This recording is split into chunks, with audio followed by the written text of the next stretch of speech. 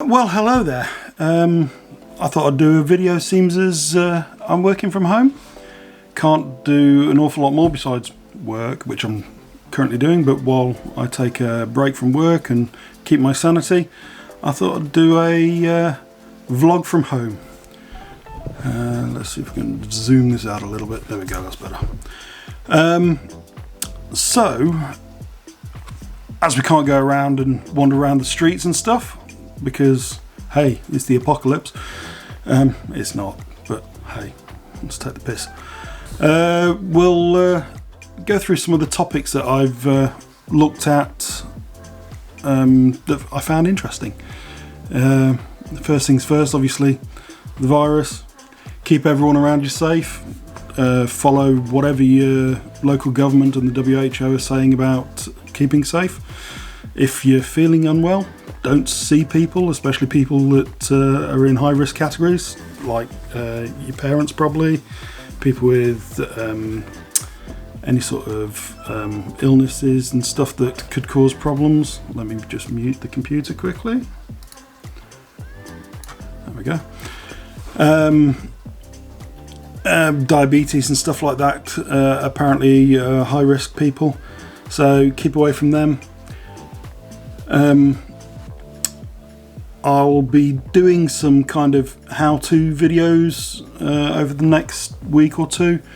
I was thinking of doing some around my Plex infrastructure and setup, so how it's all put together, how it works. I've got it set up so it automatically downloads things when it needs to download things and stuff like that. I thought that'd be kind of interesting. We'll perhaps do some stuff around Azure and Azure DevOps and Terraform and Azure templating, that sort of stuff, ARM, that sort of thing. I'll keep me sane, it'll get things straight in my head, and if you like it, then that's cool. If not, then let me know other topics. I'm quite sure I can put stuff together. I know quite a lot about the Windows world, the Azure world, the Linux world, cameras, drones, Garfield, as you can see, Formula 1, computer games, anything geeky and techie I'm probably pretty good with. I might see if I can get a friend of mine involved if this actually becomes any sort of watched kind of numbers. He's into movies, he's a geek, but he's not a tech geek like me. He's kind of a geek for other subjects and topics, so that could be quite interesting. So I'll see what he says. Might give him something to do as well. But first off then, big announcement this week from Microsoft on the Xbox Series X. They basically dropped the trousers and showed it all off. So it's a 12.1 teraflop GPU,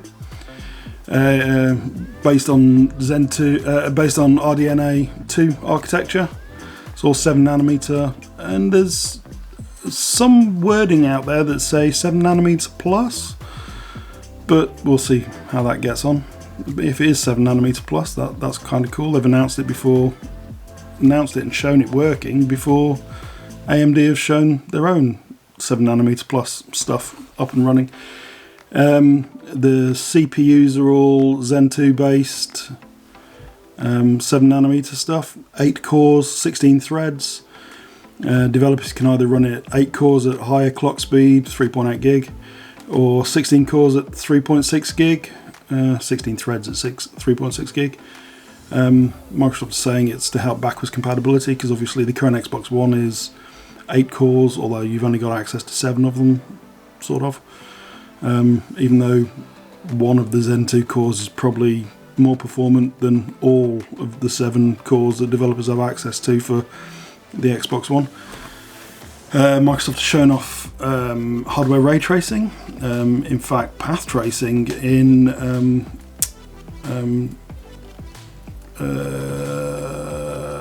Minecraft. Sorry, I was having a brain fart there. Yeah, they've shown Minecraft off running full-on path tracing, which is like proper ray tracing, using DirectX ray tracing It looks insane. Microsoft have also shown off the little storage devices that you're going to be using. Somewhere in here I've actually got a SSD that I've taken apart. Oh, no, that's not it. Anyway, oh, there it is. So that's an SSD when you take it out of its shell, and it's basically they're taken full-on PCI Express 4 NVMe SSDs and put one inside the device and plugged one into the back on the PCIe 4 bus, allowing you to expand the storage over the local device storage. It all supports USB 3.2 and obviously 3.1, 3 and probably 2 going backwards, so you can still plug spinning Rust into it, but you can't actually run Series X games off the USB plugged in storage. You can only run it off the NVMe storage, which is a bit of a bummer, but kind of understand why, because they need performance. You can, however, run Xbox One titles, Xbox 360 titles, and Xbox OG titles from the USB storage.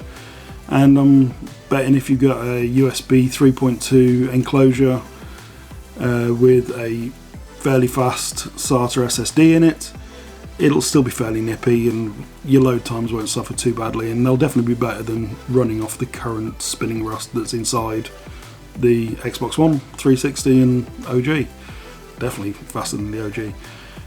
So that should be quite impressive. PlayStation have an announcement today at 4 PM UK time, so in a couple of hours. So we'll see what they show. It'll be interesting to see what they've got up their sleeves going forwards. I'm not sure they'll be quite on the power level of the Xbox One X, Xbox Series X, sorry. But hey, who's to know? They could come out with something insane. I'm not a fan of the PlayStation, I'll be honest. I hate the controller, it's just too small and fiddly. But it's what you get used to, and it'll be interesting to see what they do. So we'll see. On to the next topic. We've got Formula One. I'm a big Formula One fan. I was disappointed Australia didn't go ahead, but can understand why it didn't go ahead. McLaren have announced that the person that was tested positive for the human malware that's going around is recovering well. McLaren basically kicked off pulling out, and that kicked off the closure of the Australian Grand Prix basically, because after they announced that they weren't going to take part, then Mercedes did, and then basically it just stopped, which is probably for the best, I would have thought actually.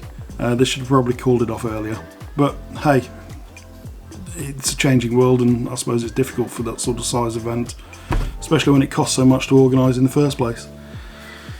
But Ferrari have also announced that they're closing down their facilities, both production cars and Formula One.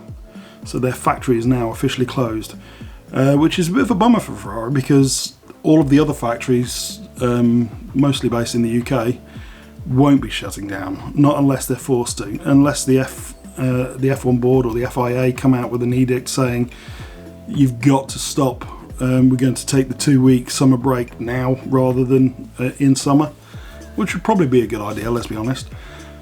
Then they're not going to stop working on their cars, and they're not going to stop putting drivers in simulators, and they're not going to stop improving every part of the car that they possibly can before the first race, which looks like it may be Zandvoort, but who's to know. We'll have to keep an eye on what's happening, what they're announcing, where they're coming out, that sort of stuff going forward.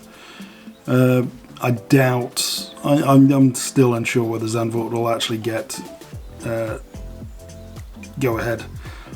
It'd be interesting because it looks like a cool track, and because the fans will be mental for Max Verstappen taking part. The Orange Army all the way around the world. It's like back when Rossi was in his prime, you know, the yellow shirts everywhere, it's orange everywhere for him.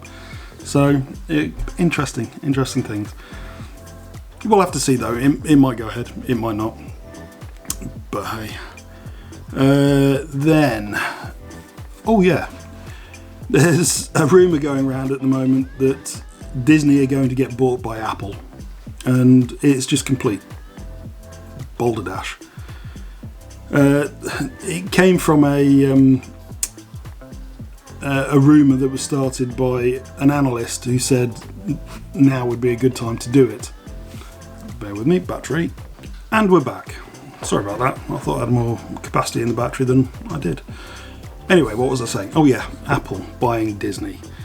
It was started by the rumour was started by a stock analyst that said now would be a good time for Apple to buy Disney if they wanted to, because obviously Disney's share price is tumbling because they can't get movies out, stop production of all the movies, parks are all closing, they've just bought Fox, so yeah, it would be a good idea.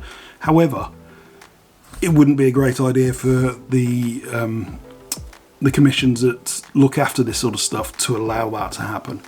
There's no way they would get approval. Look at all the hassle that Disney had buying Fox, and that took years of dealings to get it through.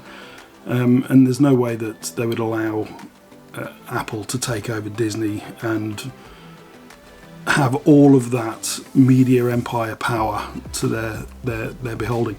If that happened, the other big companies that could afford it would have to start buying out big media conglomerates. So you'd get Netflix, for example, buying, I don't know, they've got big into Star Trek, well, sort of into Star Trek in the minute, although Amazon's got Picard. But they'd probably go down the whole, I don't know, the NBC Paramount route, purchasing NBC. Then you'd get Microsoft wanting to buy someone, you'd get Huawei wanting to buy someone, you'd get, I don't know, Sony would probably get bought up by someone. So it'd all go to mess, and it's really not worth the hassle. And I mean, I could kind of see Apple wanting to buy Sony Media. That sort of makes sense. Sony Media haven't got a massive sort of size behind them. They've only got a couple of titles that are worth anything to them. So kind of understandable. But going after Disney, and I mean Disney owns Marvel, they own LucasArts, they own Pixar, they own Fox now obviously. It's just crazy. There's just no way they'd let that happen. So, hey, who knows? It's a strange world we're living in at the moment. Weirder things have happened, I suppose. So, we'll have to see. S20. I upgraded my S10 to an S20. It's very nice. I'll probably do a full review of it sometime, but 120Hz screens are the way forward without a shadow of a doubt. It's just insane. The fingerprint scanner is better than the one on the S10.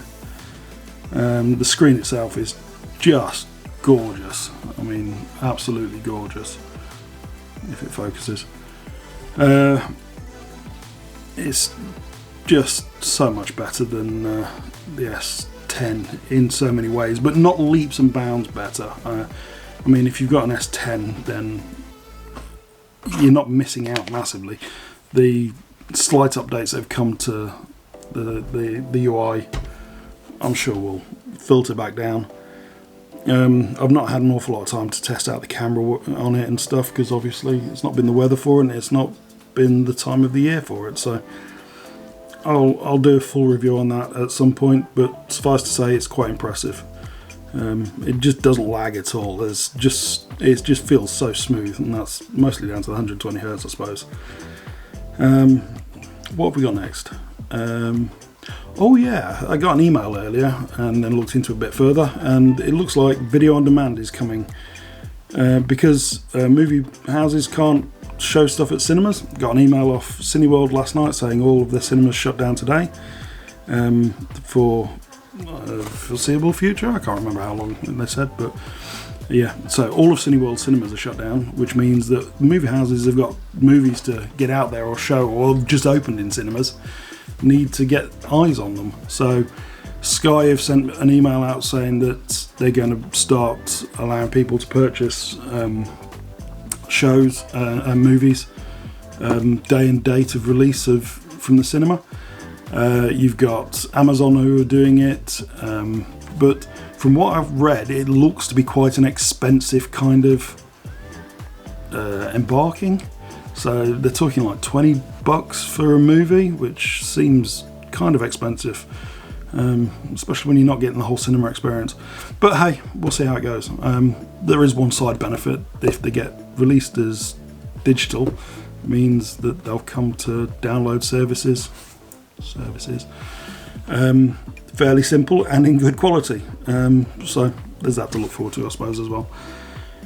Then in other rumours, so this is our other rumours area, we've got rumours about the Mavic Air 2 and the Canon Eos R5, both quite impressive rumours. The Mavic Air 2 has basically been photographed. It looks like it's got sensors all around for 360 kind of avoidance.